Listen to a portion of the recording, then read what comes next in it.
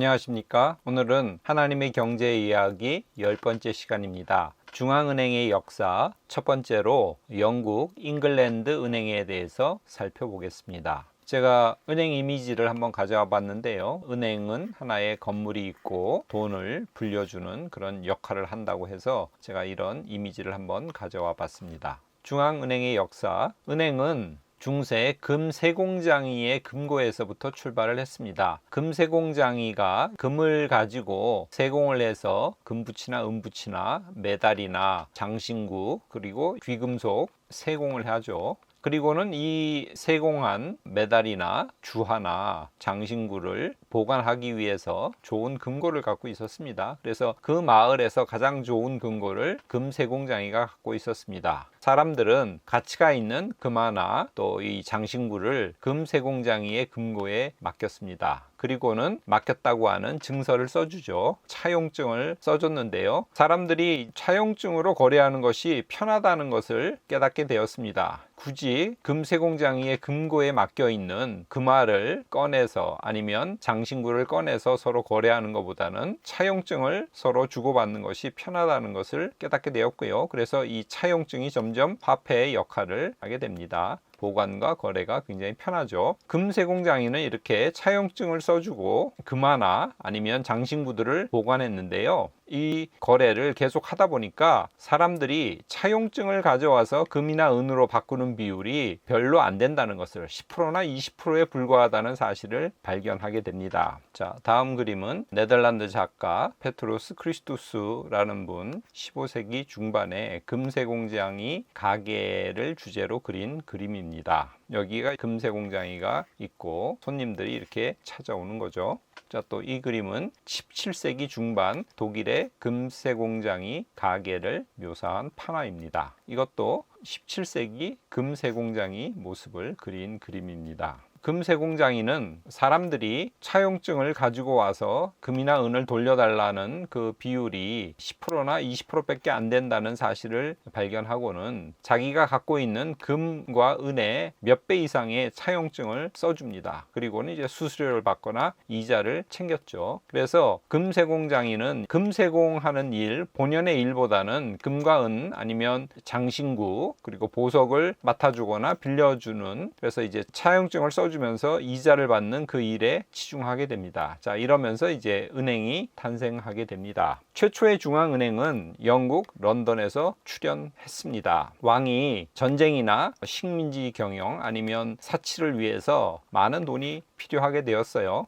왕은 국가의 미래 재정 수입을 담보로 해서 돈 많은 상인들에게 돈을 빌립니다. 자, 이렇게 하면서 은행, 특별히 중앙은행이 탄생하게 됩니다. 여기 차용증을 받고 금을 맡기고 또는 이자를 주는 그런 그림입니다. 자, 영국 잉글랜드 은행이죠. 17세기 말에 생기게 됩니다. 조금 이따 설명해 드리겠습니다. 영국에서 제임스 2세를 내쫓고요. 프랑스로 도망갑니다. 그리고 네덜란드에 있던 윌리엄 3세, 오렌지공이라고도 불리는데요. 윌리엄 3세가 그의 아내 메리와 영국의 공동 통치자로 세워집니다. 자, 그것이 명예혁명입니다. 그 명예혁명의 결과 전 왕들이 사유재산을 보호하지 않고 권력을 이용해서 개인의 재산을 함부로 뺏고 했던 그런 일들이 발생했었거든요. 그런 불상사를 막기 위해서 명예혁명 결과 개인 재산의 신성불가침 원칙이 확립됩니다. 자, 그런데 이 윌리엄 3세는 제가 잘못 썼네요. 프랑스와 전쟁을 위해서 제임스 2세가 프랑스로 도망갔지 않습니까? 그래서 많은 전비가 필요하죠. 그래서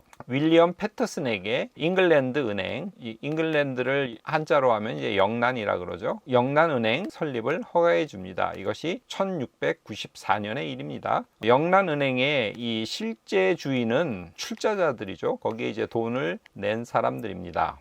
자, 윌리엄 3세 1689년에서 1703년까지 왕위에 있었습니다. 다음은 1694년에 영란은행, 잉글랜드 은행 헌장이 봉인되는 그림입니다. 1905년 제인 린드세이가 그렸던 그림입니다. 잉글랜드 은행의 대주주, 그리고 주인은 누구냐면 자금 2,000파운드 이상을 투자한 사람을 이사로 삼았습니다. 14명이었고요. 그리고 그 외에 많은 사람들이 소액을 투자해서 1200명의 은행 주주, 그러니까 14명의 이사와 1200명의 은행 주주로 영란은행, 잉글랜드 은행이 만들어졌습니다. 약 열흘 후에 120만 파운드가 모아져 가지고요, 이것을 왕에게 빌려줍니다. 그리고 8%의 이자를 받습니다. 원금은 안 갚아도 된다. 그러니까 영구 채무의 조건으로 빌려줍니다. 대략 한 10만 파운드 이자를 투자가들한테 왕이 주면 120만 파운드는 영원히 갚지 않고 쓸 수 있는 조건이었습니다. 그리고 대신 영란은행은 화폐를 발행할 수 있는 권리를 얻습니다. 그 화폐 발행 발권 독점권은 영국 전체가 아니고요, 런던 근교로 한정하고요, 그리고 그 기간도 연장하기 위해서는 주기적으로 의회의 허락을 받아야 했습니다. 초기에는 잉글랜드 은행은 런던을 중심으로 한 지역, 다른 은행은 또 다른 지역을 중심으로 한 은행으로 이렇게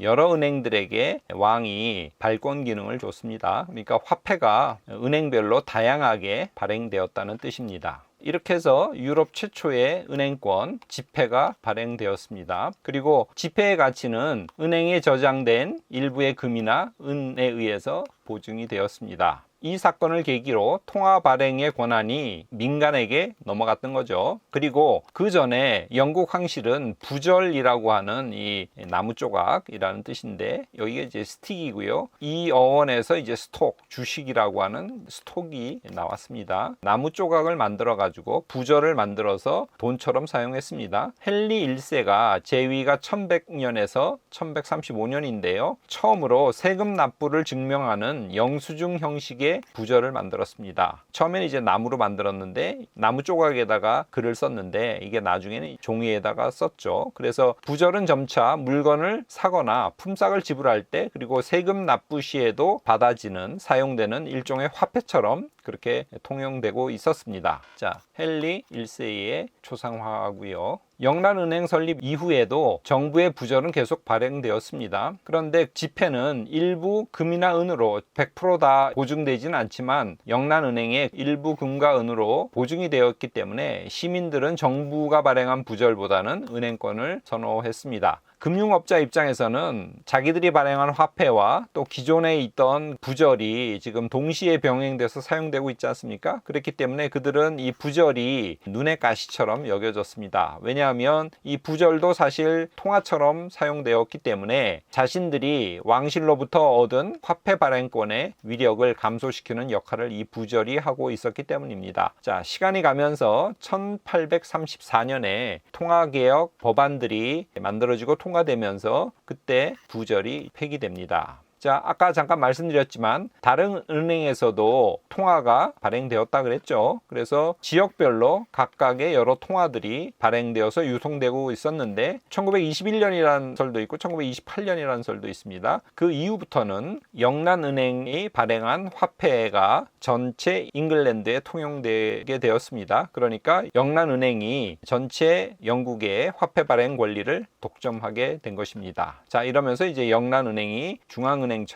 기능하게 되는 것이죠. 자, 19세기 초 잉글랜드 은행의 모습을 그린 그림입니다.